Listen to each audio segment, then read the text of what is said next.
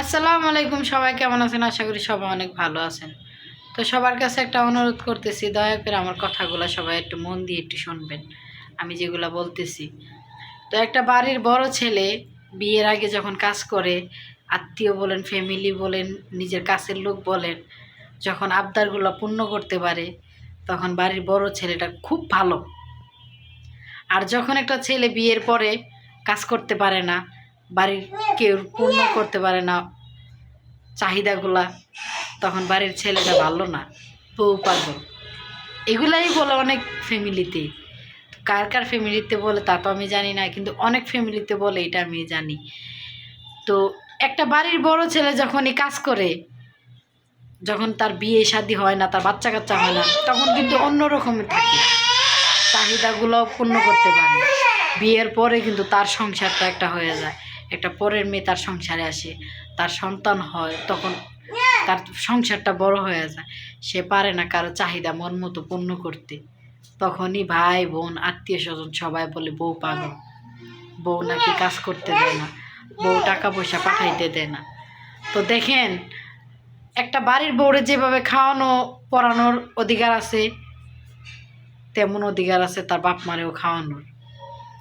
কিন্তু ওই যে কাছের কিছু আত্মীয় স্বজনকে খাওয়ানোর কোনো অধিকার নাই।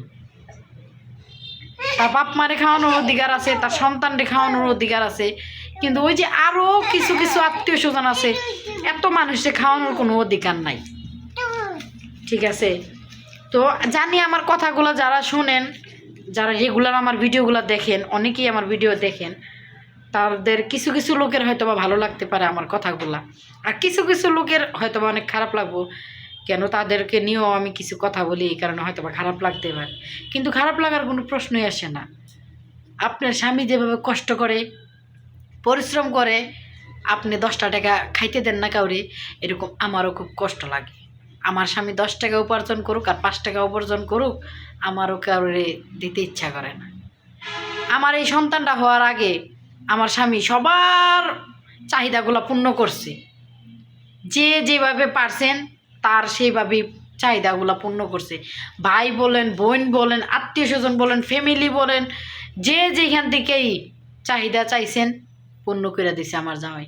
আজকে আমার জামাইয়ের ইনকাম কম, আজকে আমার জামাইরে কেউর ভালো লাগে না, কেউ একবার সপ্তাহ কল দিয়ে জিজ্ঞাসা করে না যে কেমন আছোস, কি করতেছস, কেমনে খাইতেছস, তোর ছেলেরা কেমন আছে। আমার কথা তো কেউ জিজ্ঞাসা করে না, তো আমি বলি যে আমার কথা কেউ জিজ্ঞাসা করে না কেন, আমার তো কেউ সহ্যও করতে পারে না।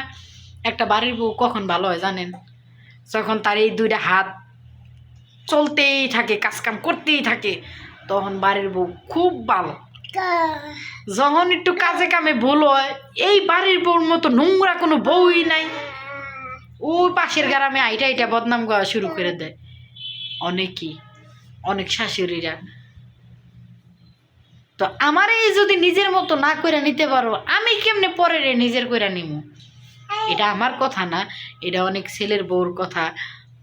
তো আমি বললাম আর কি, একটা মেয়েরে আপন করে নিলে একটা মেয়েও কিন্তু আপনার আপন করে নেয়। ঠিক আছে? আপনি নিজের অন্যের মেয়েটারে আপন করতে পারবেন না, আপনি কিভাবে ভাবেন যে আপনারও মানুষটা আপন করে নিব? তো জানি আমার কথাগুলো শুনবেন না আপনারা, তারপরও আমি বললাম, আমার মনে যে আক্ষেপটা জমা রয়েছে সেগুলো শেয়ার করলাম আর কি আপনাদের সাথে। ঠিক আছে? আমার কথাগুলো কেউরই ভালো লাগে না, তো এটাই বলি, আমার স্বামীর অনেকেই ঠকাইছেন আপনারা। ঠিক আছে? বন্ধু থেকে এমন কোনো মানুষ নাই ঠকান নাই। আজকে আমার ছেলেরে খোঁজ নেওয়ার মতো কেউ নাই, কিন্তু আমার স্বামী ঠিক খোঁজ নিত সবাইরই, কে কোনটা খাইছে না খাইছে, কে কোনটা পরলে সুন্দর লাগছে, কারে কোনটা খাওয়াইলে ভালো লাগছে, শান্তি পাইছে, সব কিছু চাহিদা মিটাইছে। কিন্তু আমার সন্তানের চাহিদা মিটানোর মতো একটা মানুষ নাই। এই ভিডিওর মাধ্যমে যদি আপনারা শুনে থাকেন শুনেন, আমার তাতে কোনো কিছু যায় আসে না। ঠিক আছে? তো সবাই ভালো থাকবেন, সুস্থ থাকবেন, আর আমার ভিডিওটা দেখেন না কেন, আপনাদের কষ্ট লাগবে।